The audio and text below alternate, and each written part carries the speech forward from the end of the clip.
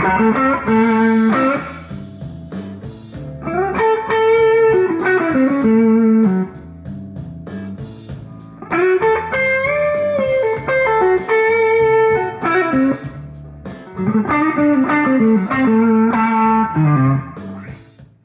y'all, it's Brian again with another lesson, and today we're going to be talking about how to make your blues playing sound a lot more authentic.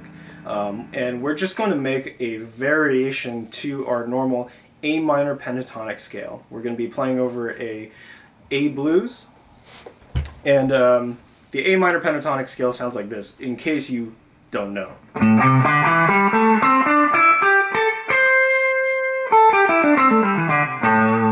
Pretty standard.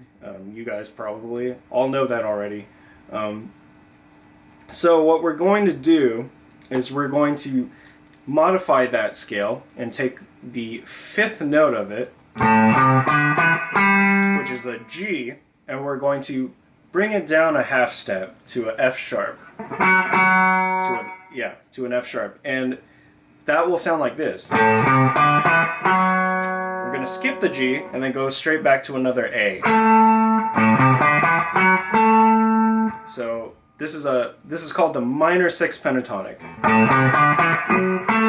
Even though there's a major 6 in it, it's a minor pentatonic because of the minor third. And then we're going to basically do another octave, and that would look like this.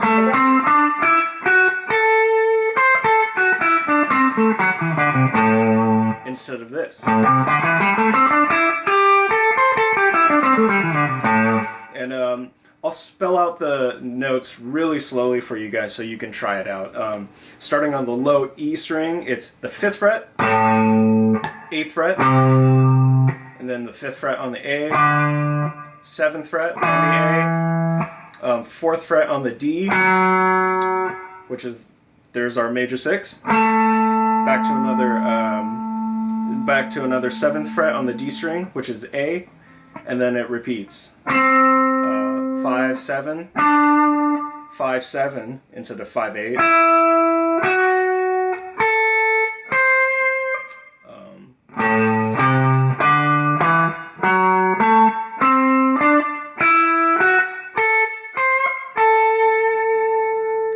So that's really cool. And the cool thing about using that note, the F sharp, instead of the G, is that it actually outlines the chord progression in a way better way. So that F sharp is present in as a really strong tone in all 3 chords of a blues. In this case, we have an A7. And in the A7, if we play that F sharp, that's actually the major 6 or the 13.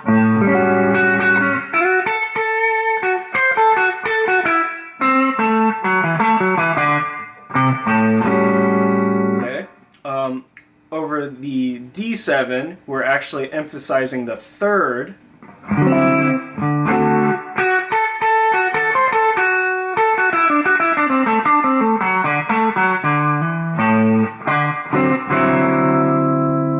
Which is a super strong chord tone. Like in any given chord, you know, your strongest sounds are probably going to be the root, 3rd, and the 5th. Those are the sounds that define the chord. And then if we are just playing in that position,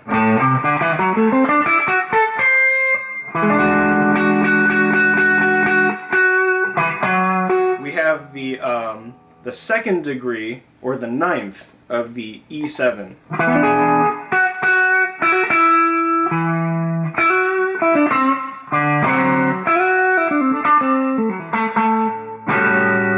And that's just one small change.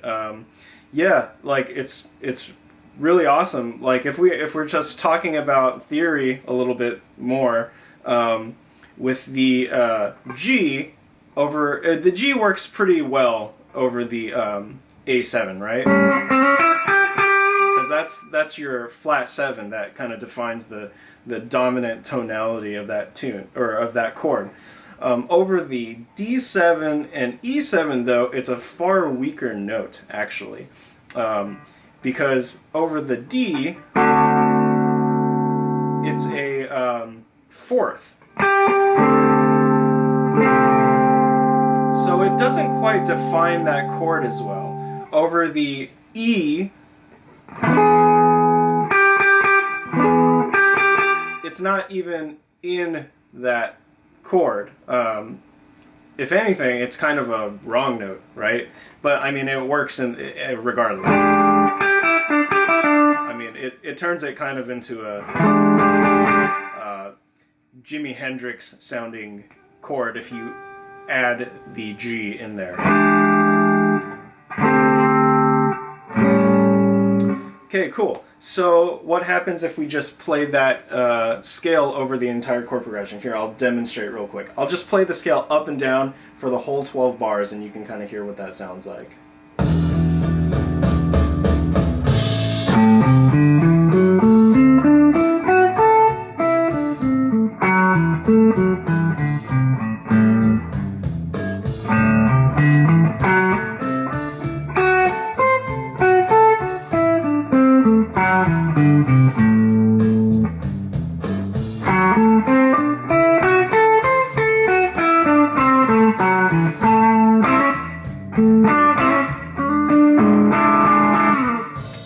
Cool. So that's awesome. It just sounds really smooth across all of those chords. There's one additional thing that we can do with that scale that could be interesting for some of you guys that are a little bit more advanced, where you can actually take that scale shape, the A minor 6th pentatonic, and move it up a whole step whenever you hit the E7 chord. And that will outline that chord in a really nice way, because then you're basically doing the same thing that you're doing to the D7 chord. You're really outlining that all the chord tones in E7 when you play that scale up there. So let's try that again. I'll demonstrate for you guys real quick over this A7 backing track. So here's the A minor 6. Over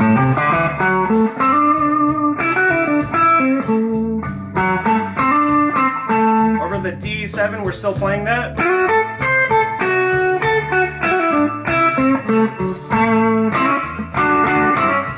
And then now we're going to move that up a whole step. And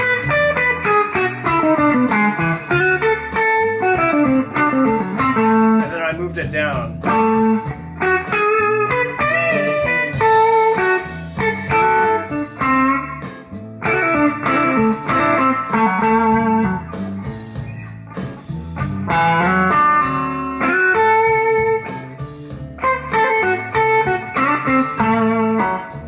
Move it up a whole step.